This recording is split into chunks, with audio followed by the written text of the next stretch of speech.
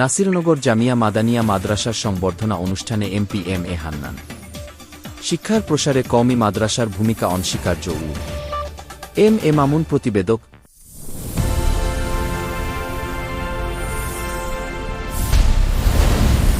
SK Mamoon Media 24।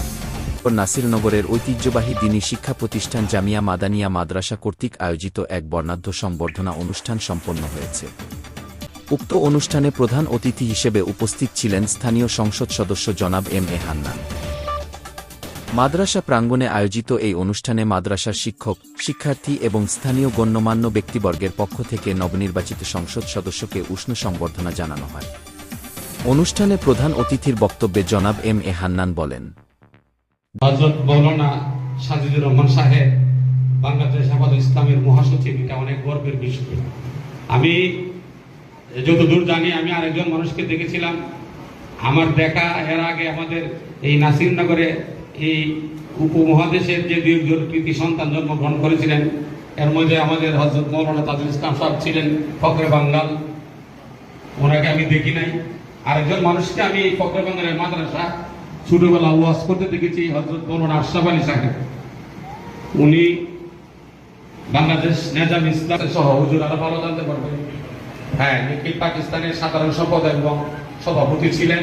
এটাও ছিল আমাদের আলেমকুলে শিরোমণি। এই পূর্ব পাকিস্তানে তৎকালীন সময়ে ওনার সাথে বড় রাজনৈতিক পুরস্কার কেউ গ্রহণ করে নাই। এই দিক দিয়ে আমাদের এটা অনেক গর্বের জায়গা। আরেকজন লোক, আমি আর নামটা বলি না, আমাদের ব্রাহ্মণবাড়িয়া জন্ম, উনিও একটা রাজনৈতিক দল গঠন করছেন। ওনার একটা রাজনৈতিক দলের নেতৃবৃন্দ এখন সংসদে আছেন। তো আমরা হেফাজত ইসলামের নেতৃবৃন্দের এই ত্যাগের কথা স্মরণ করি, আমরা শাপলা চত্বরের কথা স্মরণ করি, ধারণ করি। আমি সেদিন একটা নোট নিয়েছি, যদি আল্লাহর মতো সুযোগ হয়। জাতীয় স্বার্থে অনেকগুলো বিল সংসদে পাশ হয়েছে, সেই কারণে আমরা আমাদের সংসদের বক্তব্য দিতে একটু দেরি হচ্ছে। ইনশাল্লাহ আমি চেষ্টা করব শাপলা চত্বর সহ আমাদের এই মোদী বিরোধী আন্দোলনে আমাদের ব্রাহ্মণবাড়িয়া জেলার যে সকল কৃতি লোকজন শাহাদত বরণ করেছেন, এই দেশের ধর্মকে প্রতিষ্ঠিত করার জন্য, টিকে রাখার জন্য, ইনশাল্লাহ তাদের স্মরণে সংসদ আল্লাহ তৌফিক দিলে আমি কিছু বলে এটা কিছুটা কৃতজ্ঞতা আমি প্রকাশ করতে চাই ইনশাল্লাহ। তো হুজুরকে বলবো এবং এই সহ এই মাদ্রাসা যারা আছেন, সম্মানিত শিক্ষকগণ, আমি এখানে নাসিরনগর উপজেলার নির্বাচিত জনপ্রতিনিধি।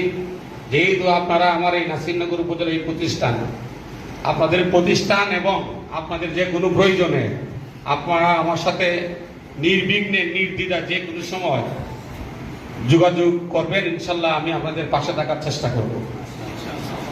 আর আপনার কাছে আমার আর কিছুই চাওয়ার নাই, শুধু তো আমার জন্য দোয়া করবেন যেন আল্লাহ তাআলা আমাকে সুপথে পরিচালিত করে, আমাকে যেন সুস্থ রাখে।